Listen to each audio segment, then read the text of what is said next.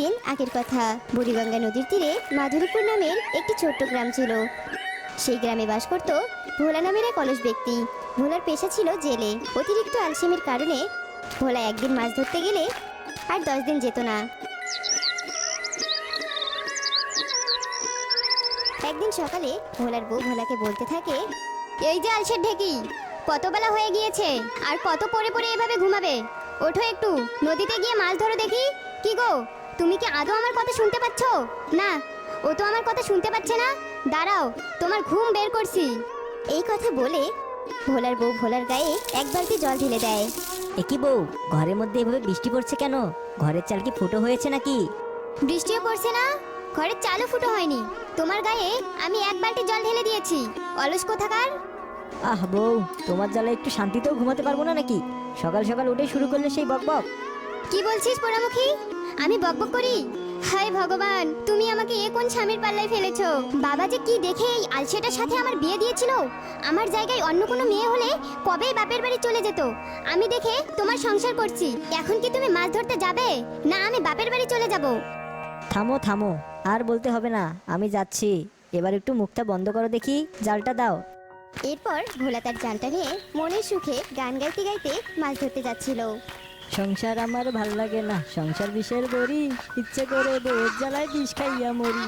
জানি না কোন পাপের কারণে ভগবান এরকম একটা দজ্জাল বউ আমার কপালে দিয়েছে। সব পাপের শাস্তি এখন আমায় পেতে হচ্ছে। আমার একটুও সুখ দেখতে পারে না আমার বউ। কিছু বললেই শুরু করবে কলের গান। এই তো নদীর ঘাটে পৌঁছে গেছি, এবার একটু চুপচাপ মাছ ধরি।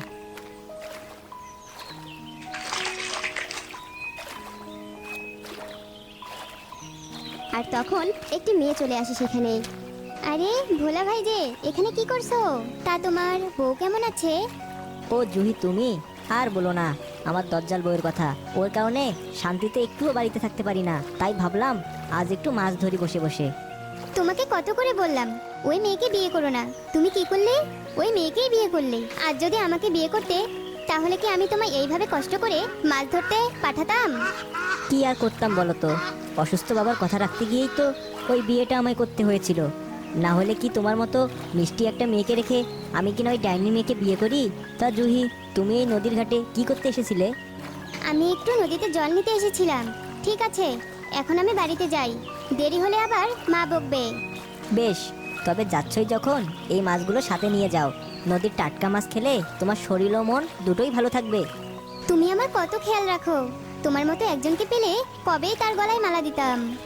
এই কথা বলে জুহি মাছগুলো নিয়ে সেখান থেকে চলে যায়। এই যা, জুহিকে তো সব মাছই দিয়ে দিলাম। এখন বউকে বাড়িতে গিয়ে কি বলবো? না, মাছ না নিয়ে বাড়িতে গেলে বউ আমাকে আজ মেরেই ফেলবে। আমি বরং আরেকটু মাছ ধরি। এরপর ভোলা মাছ ধরতে থাকে। ভোলার এইসব কাহিনী এক প্রতিবেশী ভাই গনি দেখতে পায়। ও, তাহলে এই ব্যাপার। বাড়িতে বউ রেখে এসে এখন এখানে পরকীয়া করা হচ্ছে। দাঁড়াও, এসব কথা আমি বৌদিকে গিয়ে বলছি। তারপর গনি ভোলার বাড়িতে যায় আর ভোলার বউকে সব ঘটনা খুলে বলে। তাহলে এই ব্যাপার, ও আজ আসুক বাড়িতে। না, ওকে আজ কিছুই বলবো না। যা বলার হাতে নাতে ধরেই বলবো। কি হলো বউ, এখানে দাঁড়িয়ে দাঁড়িয়ে কি ভাবছো? কই কিছু না তো। তা তোমার মাছ ধরতে এত দেরি হলো কেন? আর বলো না বউ, নদীর প্রায় সব মাছই শেষ হয়ে গেছে। খুঁজে খুঁজে মাছ ধরতে একটু তো দেরি হবেই। দেখো, আজ অল্প কিছু মাছ পেয়েছি, তাই আর বাজারে বিক্রি করিনি। আজ এগুলোই রান্না করো গিয়ে, আমার ভীষণ খিদে পেয়েছে। তুমি স্নানটা সেরে নাও, আমি তাড়াতাড়ি রান্না করে তোমাকে খেতে দিচ্ছি। এইভাবেই আরো বেশ কিছুদিন কেটে যায়। একদিন ভোলা মাছ ধরতে নদীতে যায় আর তখন জুহিও সেখানে চলে আসে। তারা দুজনে একটি গাছের নিচে বসে গল্প করছিল। কি ব্যাপার সুন্দরী, তোমার দিনকাল কেমন যাচ্ছে? আমার দিন অনেক ভালো কাটছে। তা তোমার বউ কেমন আছে? তাদের এসব গল্প গনি দেখতে পায় এবং সে বলে, না, এই আলসে ভোলার কিছু একটা ব্যবস্থা করতেই হবে। আমি যাই, এক্ষুনি বৌদিকে ডেকে নিয়ে এসে ভোলা থেকে হাতে নাতে ধরিয়ে দেই। তারপর গনি ভোলার বউকে সেখানে ডেকে নিয়ে আসে। ভোলার বউকে দেখার সঙ্গে সঙ্গেই জুহি সেখান থেকে দৌড়ে পালিয়ে যায়। এ কি বউ, তুমি এখানে? হ্যাঁ, এখানে না আসলে তোর আসল রূপটা দেখতে পেতাম না। তোর এত বড় সাহস, তুই আমাকে রেখে অন্য মেয়ের সাথে বসে বসে গল্প করছিস। তোর প্রেম আমি বের করছি। আমি এক্ষুনি বাপের বাড়ি গিয়ে আমার বাবাকে সবকিছু খুলে বলবো। তারপর দেখবি আমার বাবা তোকে কিভাবে সাহায্য করে। বউ, তুমি আর যাই করো, তোমার বাবার কাছে যেও না। আমি তোমার বাবাকে যে ভীষণ ভয় পাই। এতই যখন ভয় পাস তাহলে অন্য মেয়ের সাথে বসে গল্প করিস কেন? তোর লজ্জা করে না? এসব কথা এখন আমাকে বলে আর কোনো লাভ নেই। প্রেম করার সময় মনে ছিল না? বউ, আমি তোমার পায়ে পড়ছি, আমি আর কখনো এমনটি করব না। আমি আর কখনো কোনো মেয়ের দিকে তাকাবো না বউ।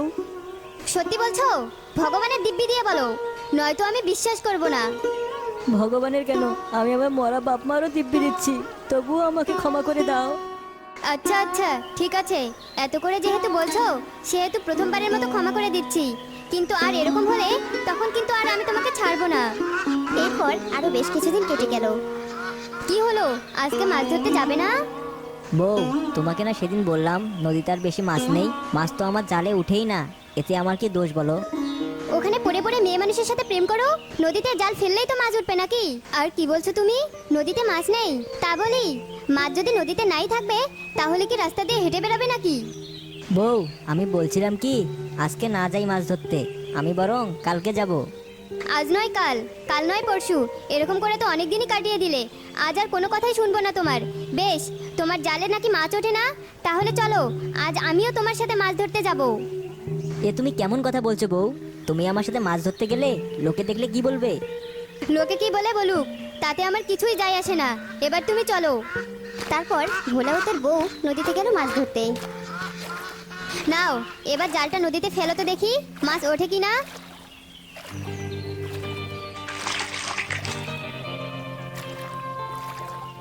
দেখছো বউ, দেখছো, আমি বলেছিলাম না নদীতে কোনো মাছ নেই?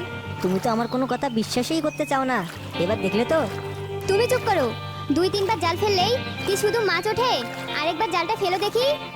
ভোলা নদীতে আরেকবার জাল ফেলা মাত্রই জালে কি যেন একটা ভারী জিনিস আটকে যায়। ভোলা জালটা টেনে দেখতে পায় সেখানে একটি অদ্ভুত বড় মাছ। আমাকে তোমরা ছেড়ে দাও, আমাকে মেরো না তোমরা। এ কি, তুমি একটা মাছ হয়ে কিভাবে কথা বলছো? আমি হলাম জাদুর মাছ। আমি আমার গতিপথ ভুলে গিয়ে এই নদীতে এসে গেছি। বাহ, এই মাছটি বাজারে বিক্রি করলে অনেক টাকা পাওয়া যাবে। না, আমাকে তোমরা বিক্রি করো না, আমাকে তোমরা ছেড়ে দাও। আচ্ছা বেশ, তোমাকে আমরা ছেড়ে দিব, কিন্তু তুমি এর বদলে আমাদের কি দিবে? তোমরা যা চাইবে আমি তোমাদের তাই দিব। বলো, তোমাদের কি চাই? ঠিক আছে, তুমি আগামী 1 মাস আমার স্বামী এই নদীতে মাছ ধরতে এলে তাকে অনেকগুলো করে মাছ দিবে। ঠিক আছে, আমি তাই করব। তারপর ভোলা ও তার বউ বাড়িতে ফিরে আসে। আচ্ছা বউ, তুমি ওই কথা বলা মাছটির কাছে শুধু 1 মাসের জন্য মাছ চাইলে কেন? অন্য কিছু তো চাইতে পারতে নাকি? ও তুমি এখন বুঝবে না, 1 মাস পার হলেই তা তুমি বুঝতে পারবে। এরপর থেকে ভোলা প্রতিদিন সেই নদীতে যেত, আর সেই কথা বলা মাছটির কাছ থেকে রোজ অনেকগুলো করে মাছ নিয়ে আসতো। দেখতে দেখতেই 1 মাস কেটে যায়। কি গো, আজ তুমি জাল নিয়ে কোথায় যাচ্ছো? কোথায় আবার? মাছ ধরতে। কিন্তু আজ তো 1 মাস পার হয়ে গিয়েছে। আজ তো তোমাকে সেই কথা বলা মাছটি আর মাছ দিবে না। হ্যাঁ তাই তো, আমি তো এই কথাটা ভুলেই গিয়েছিলাম। সে যাই হোক, এই গত 1 মাস রোজ নদীতে যেতে যেতে আমার অভ্যাস হয়ে গিয়েছে। আমি আজকে নিজে মাছ ধরে নিয়ে আসব। আমি জানতাম রোজ রোজ তুমি নদী থেকে মাছ নিয়ে আসলে তোমার সব অলসতা কেটে যাবে। আর তাই তো আমি বুদ্ধি করে সেই কথা বলা মাছকে বলেছিলাম 1 মাস তোমাকে মাছ দিতে। আর দেখো, আজ তোমার সব অলসতা কেটে গেছে। সত্যি বউ, তোমার মাথায় অনেক বুদ্ধি। অলসতা করে বাড়িতে বসে থাকার চেয়ে কাজ করা অনেক ভালো।